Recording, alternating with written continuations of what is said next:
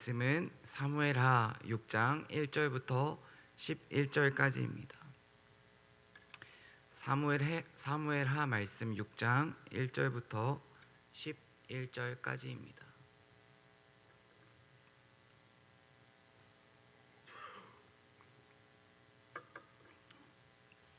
한 목소리로 합독하도록 하겠습니다.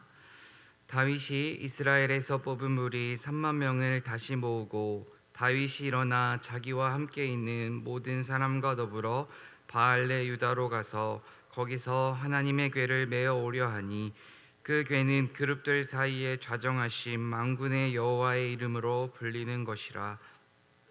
하나님의 궤를 새 수레에 싣고 산에 있는 아비나답의 집에서 나오는데 아비나답의 아들 우사와 아요가 그 새 수레를 모니라. 그들이 산에 있는 아비나답의 집에서 하나님의 궤를 싣고 나올 때에 아요는 궤 앞에서 가고 다윗과 이스라엘 온 족속은 잣나무로 만든 여러 가지 악기와 수금과 비파와 소고와 양금과 재금으로 여호와 앞에서 연주하더라.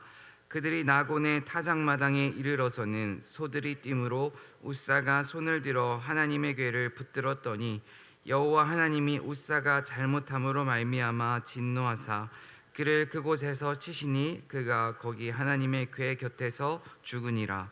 여호와께서 우사를 치심으로 다윗이 분하여 그곳을 베레스 우사라 부르니 그 이름이 오늘까지 이르니라.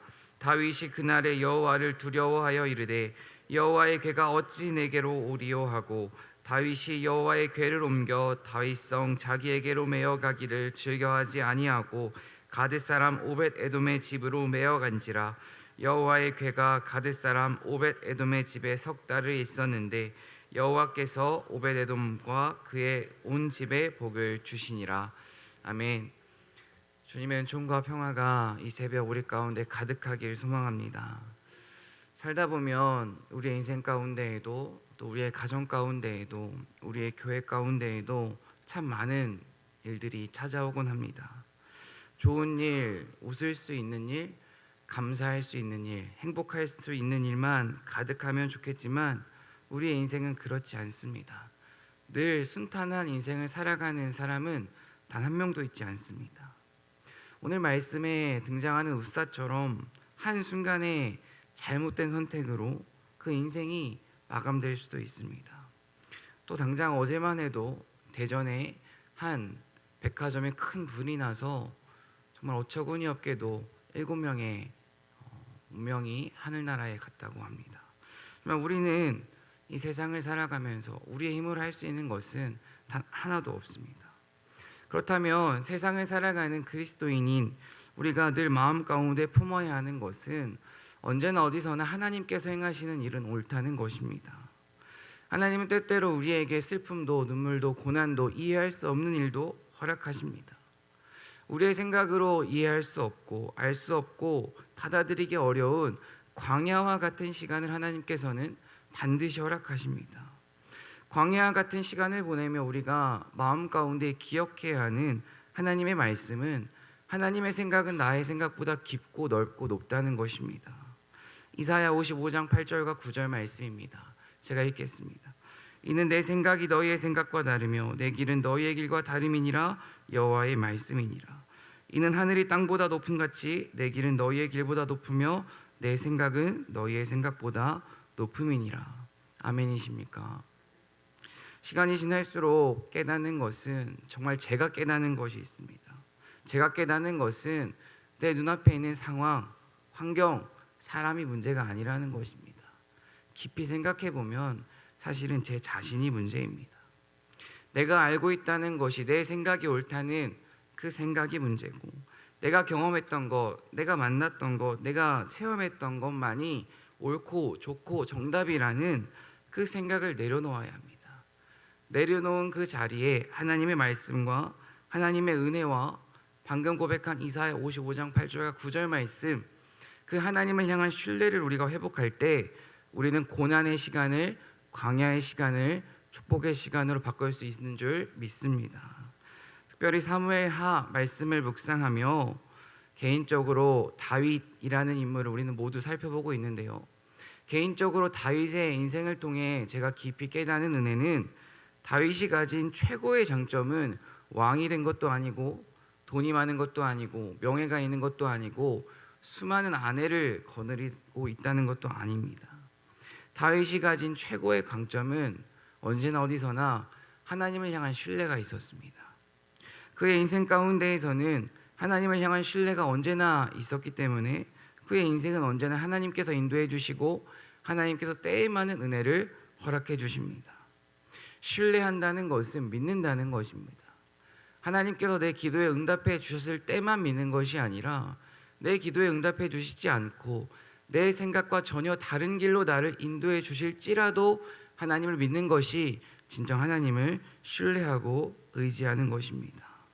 이 새벽 하나님을 향한 신뢰를 더욱 굳건하게 굳히는 저와 여러분 되길 간절히 소망합니다. 또한 정말 시간이 지날수록 내 자리에 머물면서 안주하는 신앙이 아니라 하나님을 더 사랑하고 하나님께 더 매달리고 하나님을 더 의지하는 저와 여러분 되길 소망합니다. 사무엘하 말씀을 통해 저희는 다윗의 이야기를 쭉 살펴보고 있는데요.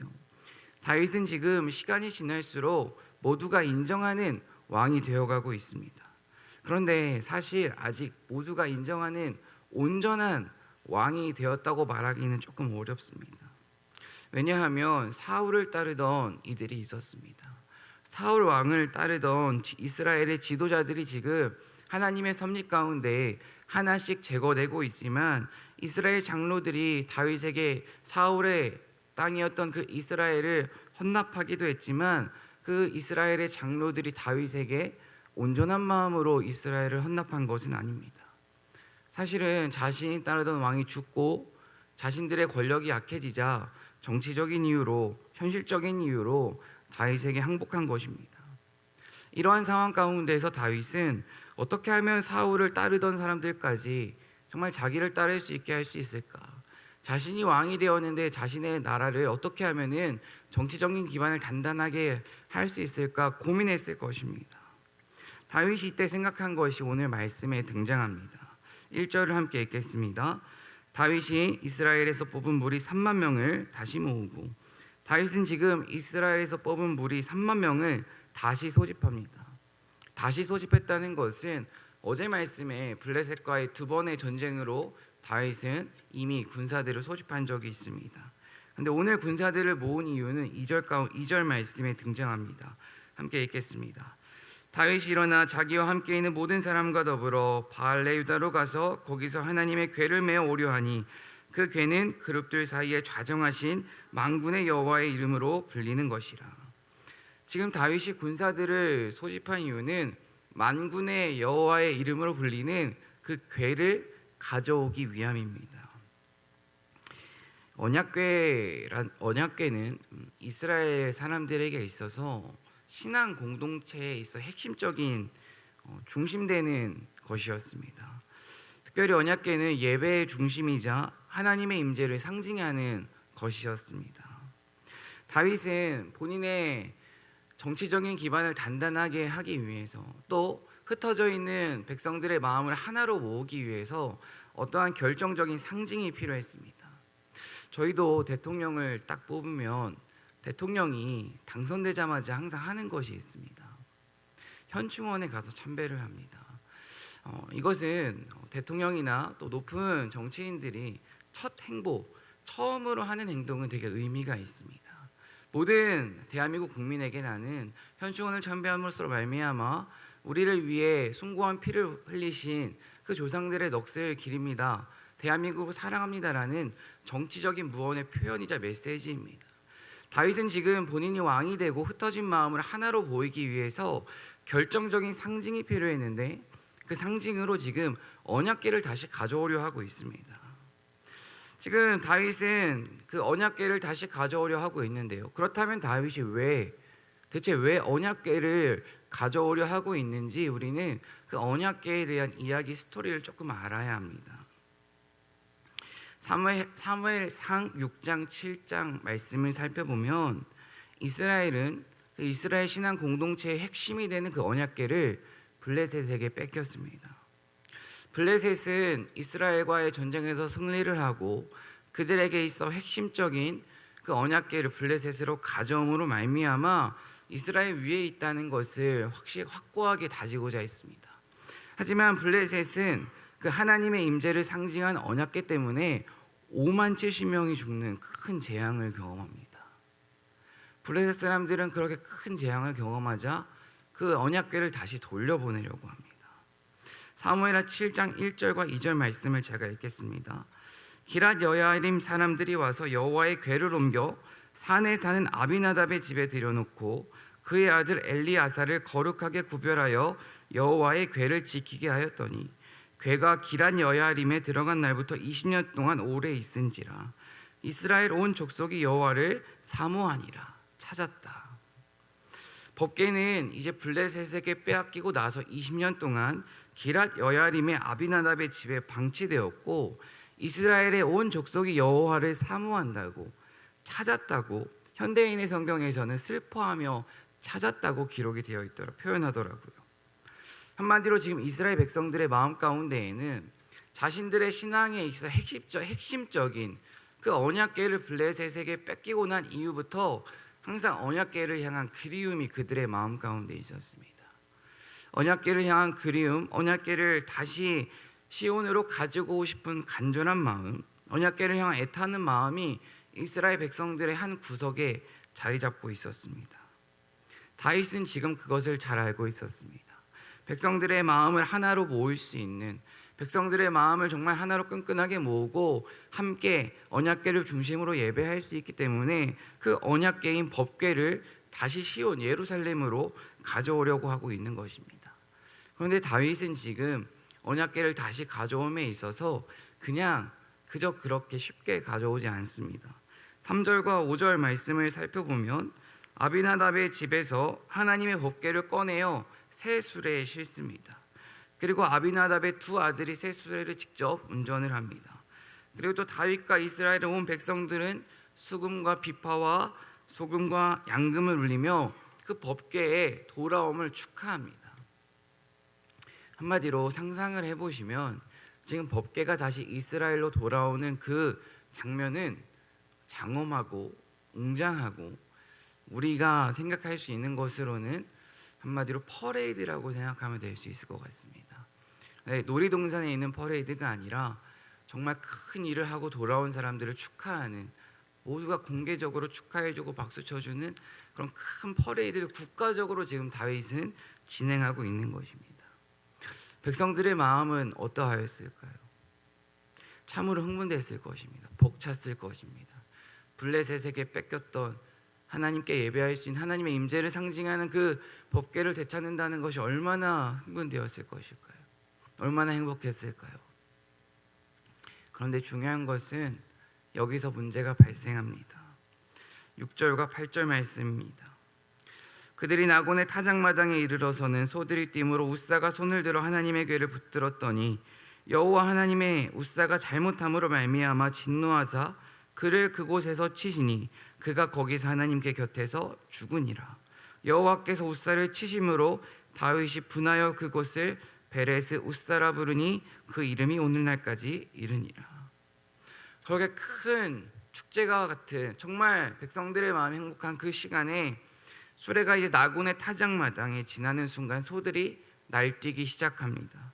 그리고 수레에 실려있던 하나님의 궤가 떨어지려고 합니다. 운전을 하고 있던 웃사는 순간적으로 반응했습니다. 하나님의 궤를 보호하려고 합니다. 붙들려고 합니다. 그러자 하나님의 치심이 있었습니다. 하나님의 치심은 단순하게 너 잘못했어가 아니었습니다. 웃사를 죽이셨습니다. 그렇다면 여기서 우리는 질문해 볼 수 있습니다.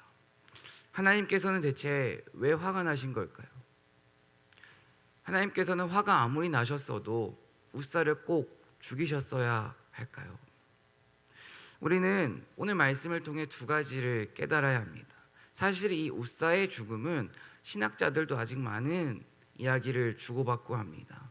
웃사의 죽음에 대한 것에 대해서 이유를 밝히기 위해 말씀을 기반으로 많은 신학자들의 논쟁이 있지만 우리는 오늘 웃사가 왜 죽었는지 그 결과를 찾아내기보다 이 말씀을 통해서 우리의 삶 가운데 어떠한 것을 기억하며 살아가야 하는지 두 가지로 정리해 보고자 합니다. 첫 번째는 하나님의 방법과 원칙을 따라야 한다는 것입니다. 3절 말씀입니다. 그들이 하나님의 궤를 새 수레에 싣고 산에 있는 아비나답의 집에서 나오는데 아비나답의 아들 우사와 아요가 그 새 수레를 모니라. 지금 이스라엘 백성들은 법궤 하나님의 언약궤를 운반하려 하고 있습니다. 중요한 것은 출애굽기 말씀에 하나님께서는 언약궤를 움직일 때에는 어떻게 해야 한다는 규칙을 정확하게 알려주셨습니다. 하나님의 법궤를 움직일 때는 어떻게 해야 되냐면 출애굽기 25장 13절과 14절 말씀입니다. 조각목으로 채를 만들어 금을 싸고 그 채를 궤 양쪽 고리에 꿰어서 궤를 매게 하며, 한마디로 그 법궤 자체에는 손을 대지 말고 채를 만들어서 법궤 양쪽에 있는 고리에 꿰어서 고아자서 온 사람들의 어깨에 메어서 운반하도록 되어 있습니다. 하나님께서 명령하신 규칙과 법이 있었습니다. 하지만 지금 다윗과 이스라엘 백성들은 하나님의 법칙은 기억하지 않고 자신들의 방법대로 하나님의 언약궤를 새 수레에 실었습니다. 수레는 당시 시대의 최신식 이동 수단입니다. 지금 저희는 이제 내연 기관 차죠. 경유나 휘발유 차. 그 내연 기관의 시대가 이제 2035년이면 끝난다고 합니다. 이제 전기차의 시대로 넘어가고 있습니다. 지금 우리에게 있어서 최신식 이동 수단은 전기 자동차입니다. 당시 시대 가운데 있어서 최신식 이동 수단이었던 그 수레에 다윗과 이스라엘 백성들은 하나님의 언약궤를 싣고 운반합니다. 좋고 편하고 빠르고 안전하게 운반하기에 있어서 최적화된 도구가 바로 수레입니다. 그런데 여기서부터 문제가 시작된다는 것입니다. 법궤는 하나님의 임재의 상징입니다. 법궤를 이동하는 방법에 대해 하나님은 명확하게 알려주셨습니다. 하지만 지금 다윗과 이스라엘 백성들은 하나님께서 알려주신 그 명확한 방법과 규칙은 잊어버리고 자신들의 편리대로, 자신들의 생각대로, 자신들의 습관대로 수레를 움직이고 있습니다. 지금 시대를 살아가는 우리에게 이 말씀을 적용해 본다면 법궤 하나님의 임재는 우리가 드리고 있는 예배를 상징합니다. 예배는 우리의 생각과 편리와 감정대로 좌지우지할 수 있는 것이 아닙니다. 예배는 습관처럼 아무런 감격 없이 그냥 주일이니까 교회에 나와서 드리는 것이 예배가 아닙니다. 예배는 하나님께 받은 은혜와 사랑에 감사하고 감격하며 온 마음과 정성을 다해 드리는 것이 온전한 예배인 줄로 믿습니다. 매일 성경 해설 말씀을 보면 이렇게 적혀 있습니다. 화려한 연주와 성가대와 찬양, 수많은 예배 참석자들과 전문가들, 더 효율적인 기술과 시스템에만 취해 말씀에 불순종한다면 하나님이 기뻐하시는 예배가 될 수 없습니다. 하나님께서 기뻐하시는 예배는 화려한 찬양단, 좋은 조명, 시스템에 따라 결정되지 않습니다. 하나님의 부르심에 얼마나 아멘으로 반응하고 하나님께 얼마나 온 마음을 다해 찬양하고 예배하는지에 따라 그 예배의 좋고 나쁨은 결정되는 줄로 믿습니다. 무엇보다 정말 우리가 하나님이 기뻐하시는 예배를 드리는 저와 여러분 되길 간절히 소망합니다. 우리의 상황과 환경에 따라 예배를 선택하는 것이 아니라 우리의 상황과 환경을 뛰어넘어 예배의 자리를 사모하고 사랑하는 저와 여러분 되길 간절히 소망합니다. 두 번째로 우리가 기억해야 되는 것은 우리의 목적을 위해 신앙을 도구 삼으면 안 된다는 것입니다. 다윗은 하나님을 온전히 경외하는 마음으로 법궤를 가져오려 하지 않았습니다. 자신의 정치적인 기반을 단단하게 하기 위해 하나님의 법궤를 이용하고자 했습니다. 자신의 목적을 위해 신앙을 이용한 것입니다. 우리가 중요하게 신앙생활을 하며 기억해야 하는 것이 있습니다. 돈과 지위와 명예, 이것은 섬기면 우상입니다. 돈과 지위와 명예는 섬기는 것이 아니라 아름답게 선하게 잘 사용해야 합니다. 반대로 우리가 하나님은 잘 섬겨야 합니다. 하나님은 우리가 정말 아름답게 최선을 다해서 우리의 모든 힘을 다해서 섬겨야 합니다. 하나님을 나의 뜻대로 사용하고 이용하고자 하는 것이 우상입니다. 종종 제가 사역을 하면서 특별히 수련회나 부서의 한 행사를 앞두고 행사를 해야 할지 말아야 할지 고민할 때 하나님께 기도하는 것이 있습니다. 하나님께 정말 이렇게 기도합니다. 하나님, 나의 생각을 하나님의 뜻으로 포장하지 않게 해주세요. 하나님, 나의 욕심 때문에 하나님의 이름을 더럽히지 않게 해주세요. 라는 기도를 하고 합니다. 신학교를 다니면서 한 교수님께서 말씀하셨습니다. 하나님의 뜻을 자신의 욕심으로 가장 쉽게 포장할 수 있는 사람들이 목회자라고 신학교 교수님께서 말씀해 주셨습니다.